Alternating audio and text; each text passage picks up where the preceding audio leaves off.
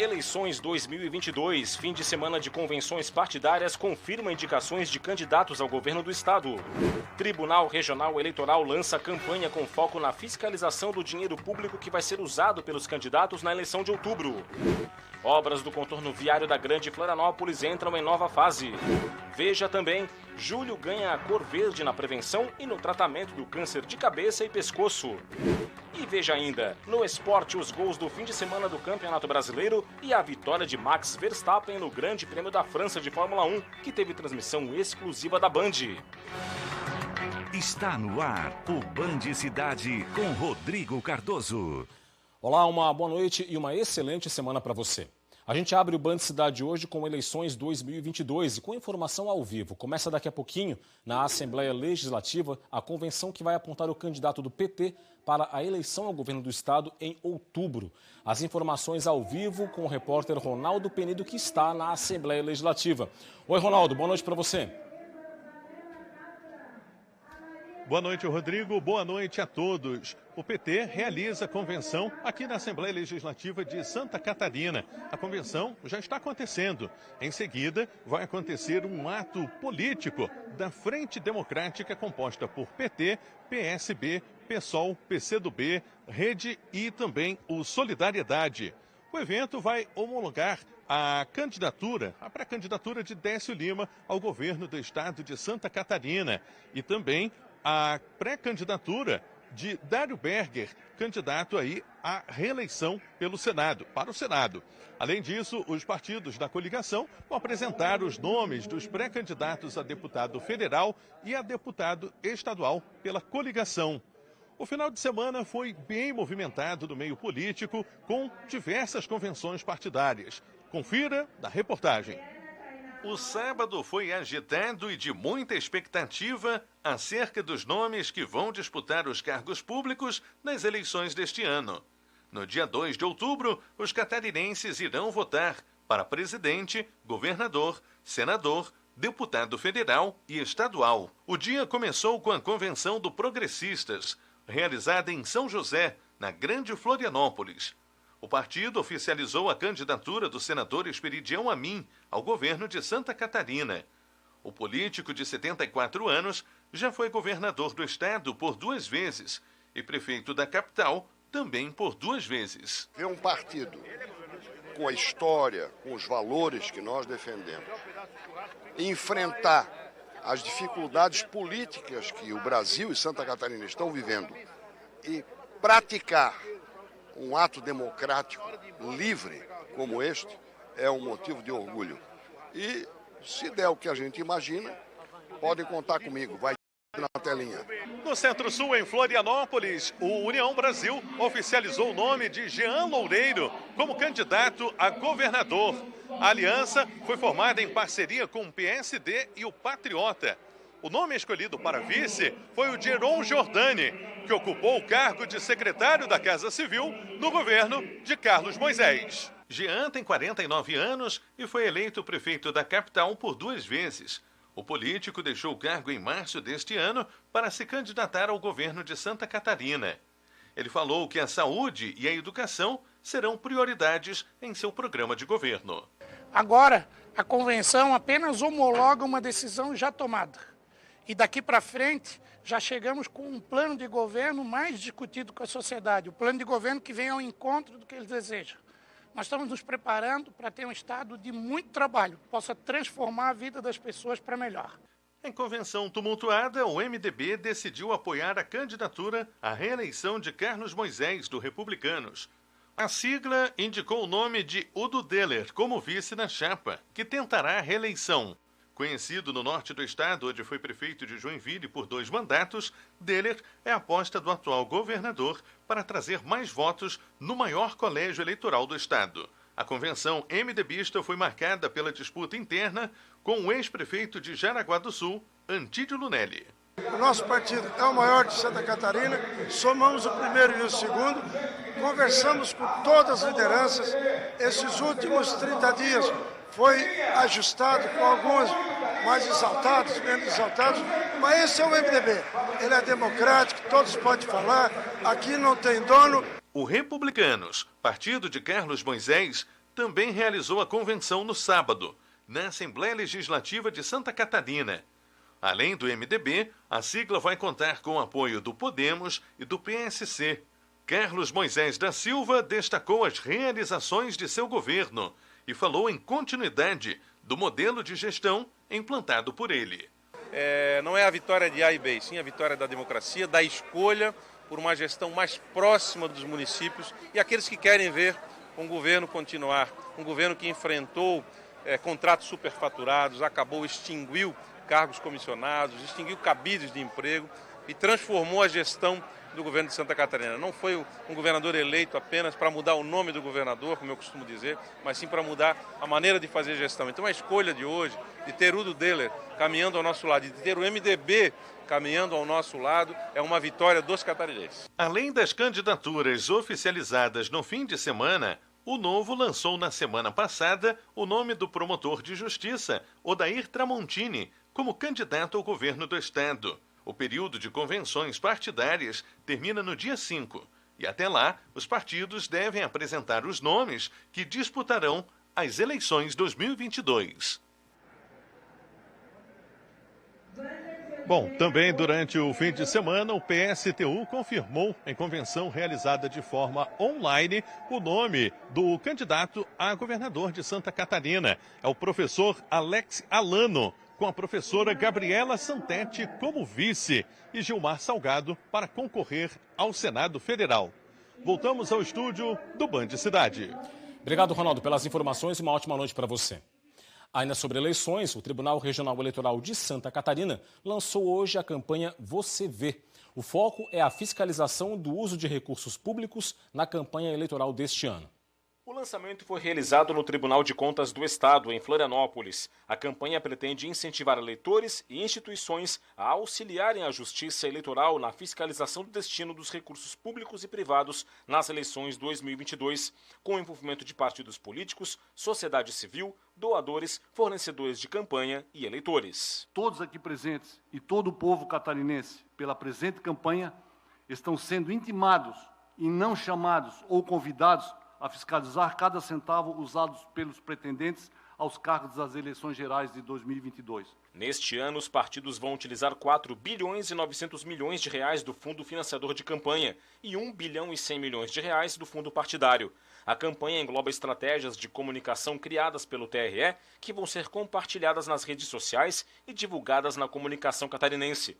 O material da campanha está disponível no site do Tribunal, em tre-sc.jus.br.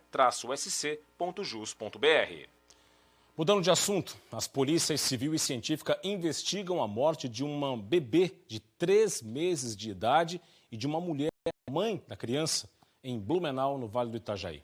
O caso é tratado como feminicídio. Jéssica Baloc, de 23 anos, e Theo Pereira, de apenas 3 meses, foram encontrados mortos em um apartamento no bairro Velha. Mãe e filho foram esfaqueados. O principal suspeito dos crimes é o ex-companheiro de Jéssica e pai do bebê.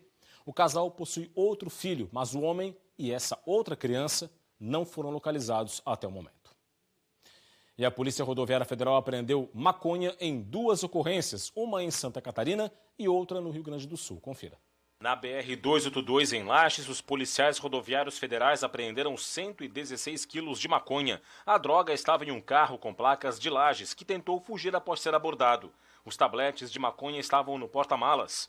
O motorista de 26 anos de idade e o passageiro de 33 foram presos em flagrante e levados para a Polícia Civil.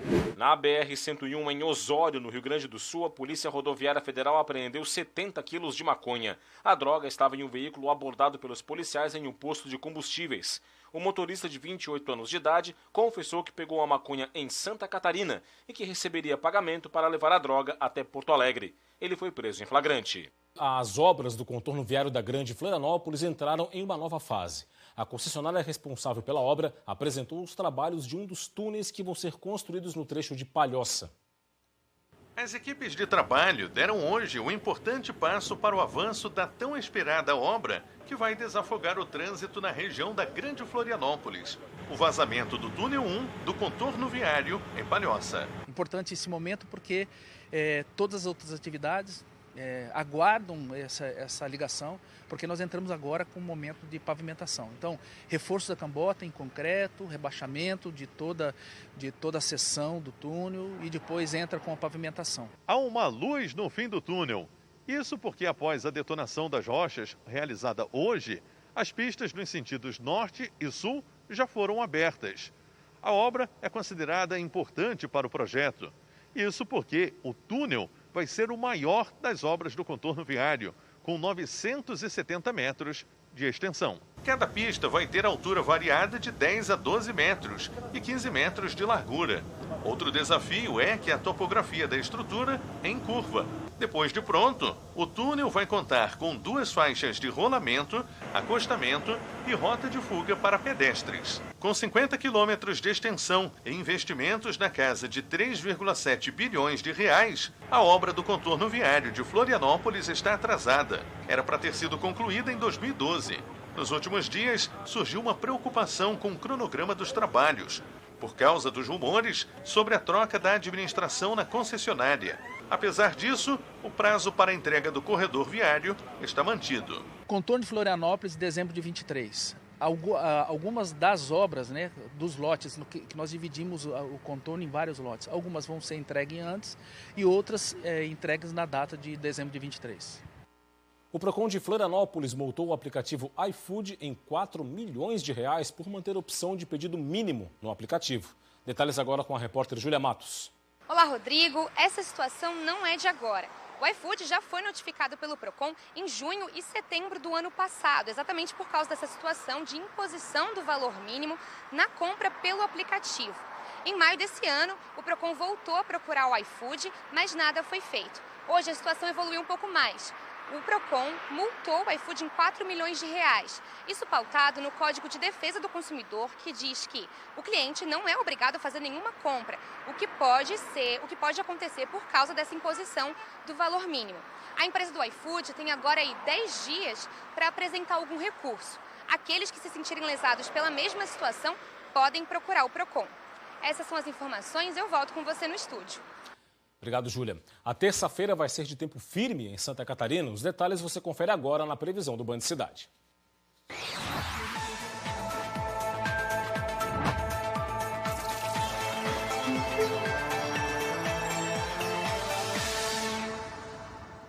A terça-feira vai ter predomínio de sol em Santa Catarina. Uma área de alta pressão no mar provoca a formação de nevoeiros, em especial entre a serra e o litoral, que podem ser mais persistentes na faixa litorânea.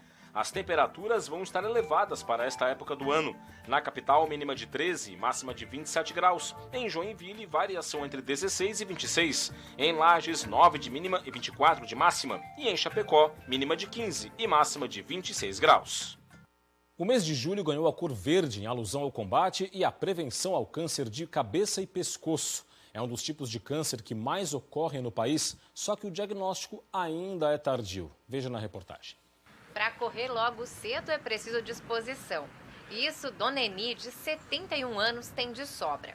Há 10 anos ela começou no esporte, que tem sido a motivação para seguir em frente. Que hoje ela convive com sequelas severas de um câncer de boca, diagnosticado há 5 anos, já em estágio avançado. Era um incômodo como se fosse um espinho, né? Um amigo que notou, né? Aí ele me levou no consultório e ele fez uma biópsia, daí foi mandado analisar e era câncer.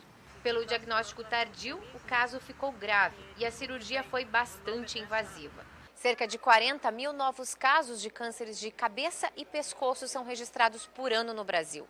De acordo com o INCA, ocupam o 3º lugar no ranking entre os tipos de câncer que mais acontecem no país. A falta de informação é um dos motivos que leva ao diagnóstico tardio e aumenta os riscos de óbito. O diagnóstico precoce em qualquer tipo de câncer é extremamente importante. E nos cânceres de cabeça e pescoço isso não é diferente. Fazer um diagnóstico em fases iniciais traz muitos benefícios. Entre eles, nós podemos instituir tratamentos menos agressivos, como, por exemplo, uma cirurgia. A cirurgia ela pode ser menos agressiva e trazer menos sequelas para o paciente. Para combater a doença é preciso conscientizar a população. Trabalho que vem sendo realizado pela Associação Brasileira de Câncer de Cabeça e Pescoço, com voluntários multidisciplinares que atendem a população. Esse chamamento de atenção que nós queremos trazer para a sociedade e informar que nós temos profissionais que são voluntários na associação e ofertam todos os tipos de informação, desde o diagnóstico precoce até o tratamento, e a gente faz esse acompanhamento ao paciente. E preste atenção na dica da Dona Eni. Eu só digo assim, ó, qualquer incômodo que alguém tenha, tem que ir atrás, né? Porque sempre é tempo. Dá tempo, né? Não precisa fazer uma cirurgia tão grande, né? Santa Catarina com mais 3 casos da chamada varíola dos macacos. As confirmações foram divulgadas pela Vigilância Epidemiológica Estadual. 2 casos em Florianópolis e 1 em Joinville. Aqui na capital são 2 pacientes com 30 e 31 anos de idade, sem histórico de viagens e nem de contato com casos suspeitos. Em Joinville, o caso é de um homem de 29 anos que teve contato com um paciente em São Paulo há 2 semanas. São 20 casos notificados em Santa Catarina e 11 descartados. 4 seguem em investigação.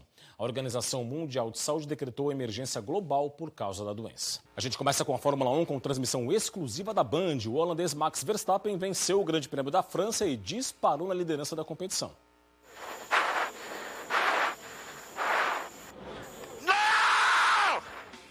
O desabafo de Charles Leclerc após o erro que o tirou do GP da França é o retrato de alguém que percebe o sonho do título cada vez mais longe.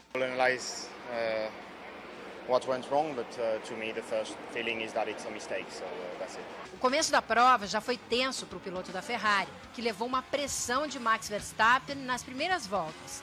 Mas quando ele já parecia controlar o ataque, tudo acabou. Verstappen aproveitou e disparou para a 7ª vitória na temporada. No capricho, mais uma para o Vespa! O atual campeão mundial tem 63 pontos de vantagem sobre Charles Leclerc. Se quiser, pode não pontuar nas próximas 2 corridas, que continua na liderança. In the beginning of the race, Charles and I, we took off and we were fighting with each other. Of course, unfortunately, then Charles went off, and from there onwards it was all about just managing to the end. Se a vitória de Max foi tranquila, mais atrás, a corrida foi bem movimentada. Lewis Hamilton conseguiu o melhor resultado dele no ano, com o 2º lugar. Foi o 4º pódio consecutivo do inglês. But really just such a great result. I'm so thankful. E George Russell levou a melhor numa batalha dura com Sérgio Pérez para confirmar o primeiro pódio duplo da Mercedes no ano. Depois do calor de Paul Ricard, mais calor à vista no próximo fim de semana, com o GP da Hungria. Agora o Campeonato Brasileiro, na Série A, em uma ressacada lotada, o Avaí perdeu de virada para o Flamengo. O jogo foi marcado por um lance polêmico que envolveu o árbitro de vídeo. No estádio da ressacada, Potker chegou a abrir o placar para o Avaí, mas o VAR viu falta de Bissoli no goleiro Santos. O árbitro Rafael Claus anulou o gol. No segundo tempo, o Avaí saiu na frente com este gol de cabeça do zagueiro Arthur Chaves. Pouco tempo depois, Pedro aproveitou a sobra para deixar tudo igual. O mesmo Pedro aproveitou de Arrascaeta e fez o segundo dos cariocas. E ficou nisso. Avaí, 15º colocado da Série A com 21 pontos, 1, Flamengo 2. O clube... Na Série B, teve derrota da Chapecoense e empate do Brusque neste fim de semana. Confira os gols. No estádio Novelli Júnior, em Itu, interior de São Paulo, Bernardo, de cabeça, fez o único gol da partida e deu a vitória para o ituano diante da Chapecoense. Foi o primeiro revés de Marcelo Cabo no comando da equipe. Com a derrota por 1-0, a Chape caiu uma posição. O time está na 14ª colocação com 22 pontos. O próximo compromisso do time do Oeste é amanhã, às 6h30 da tarde, contra o Grêmio, na Arena Condá. Em Campinas, no estádio Brinco de Ouro da Princesa, o Brusque saiu na frente do Guarani com este gol de Álvaro. De pênalti, Diogo Matheus deixou tudo igual. E ficou nisso, Guarani 1, Brusque, 12º colocado com 23 pontos, também 1. O Brusque volta a campo no próximo sábado para enfrentar o líder da Série B, o Cruzeiro, às 11 horas da manhã, no estádio Augusto Bauer. Ainda pela Série B, no fechamento da rodada, tem time catarinense em campo agora. O Criciúma, 11º colocado com 24 pontos. O time do Sul enfrenta o CSA no estádio Heriberto Wilson. A partida começou às 7 da noite, está no primeiro tempo. Placar aponta 1-0 para o CSA, gol do Rodrigo Rodrigues aos 4 minutos do primeiro tempo. Agora a Série C. Figueirense também está em campo neste momento pela 16ª rodada da primeira fase da competição. O time catarinense encara o Paysandu no estádio da Curuzu, em Belém do Pará. O jogo começou às 6 da tarde, começou agora há pouco o segundo tempo e logo no começo o Paysandu saiu na frente com o gol de Genilson. Está 1-0 então para a equipe do Paysandu em cima do Figueirense. Há 13 rodadas do fim da primeira fase, Figueirense está na 6ª posição com 25 pontos, ainda dentro do grupo dos 8 melhores. Olha, hoje, 25 de julho, é o Dia Internacional da Mulher Negra Latino-Americana. Para celebrar a data, a Feira Afro, que ocorre toda sexta-feira na capital, foi transferida para esta segunda-feira, com atrações artísticas, culturais e gastronômicas. Olha só. Gastronomia, música, comércio e conscientização fizeram parte do evento. A quilombola Teresa Benguela também foi homenageada no local, que possui grande significado histórico. A importância de estarmos aqui na Feira Afro Artesanal, no Largo da Alfândega, é que foi aqui que nós perdemos muito de nós. Muito da nossa ancestralidade foi vendida e trocada aqui. Então esse espaço é muito sagrado para nós. Estarmos na Feira Afro é marcar um território e dizer que nós sobrevivemos, nós resistimos. O local contou com a apresentação de artistas do estado e união de microempreendedores que voltaram a ocupar espaços públicos depois da pandemia. É de suma importância nós estarmos ocupando esse espaço público, né, aqui no mercado público, onde antigamente nós éramos vendidas enquanto mercadoria. Hoje nós estamos como afroempreendedoras. As conquistas das mulheres foram exaltadas durante os discursos que aconteceram entre as apresentações. A data comemorativa também serve para lembrar que as discussões ainda não acabaram e que a luta pelos direitos das mulheres, sobretudo as mulheres negras, continua. Pra liberdade. Com certeza. Agora o assunto é o Festival de Dança de Joinville. As ruas do centro da cidade foram invadidas pela dança neste fim de semana. Centenas de pessoas se reuniram para participar do aulão de passinho ao ar livre. Confira. O aulão de passinho foi realizado na Avenida Beira Rio, em frente ao Centro de Eventos Carl Hansen, palco principal das competições da 39ª edição do Festival de Dança de Joinville, com participação do movimento Charme Passinho de Madureira e com grupos de passinho de flashback de Joinville. Os grupos se dividiram em cima de um trio elétrico para movimentar os participantes. A atração foi gratuita e aberta para todo o público, sem limitação de idade. O Festival de Joinville movimenta a economia e a região do norte do estado até o próximo sábado, dia 31 de junho.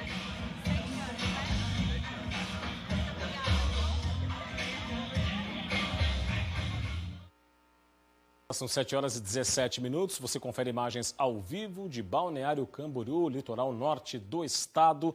Em destaque para você, a praia central da cidade, que recebeu aí o engordamento da faixa de areia. E essa orla sempre muito bonita da cidade de Balneário Camboriú. 19 graus é a temperatura neste momento na cidade do litoral norte de Santa Catarina. E é isso, ficamos por aqui com o Band Cidade. As reportagens da edição de hoje estão no YouTube da TVBV. Basta apontar a câmera do seu smartphone para o QR Code que está na sua tela. Vem aí as notícias do Brasil e do mundo no Jornal da Band. Mais informações de Santa Catarina você confere amanhã, 12h30, no Jogo Aberto USC e 12h50 no SC Acontece. Para você um forte abraço, muito obrigado pela audiência, uma ótima noite e a gente se encontra aqui amanhã. Tchau.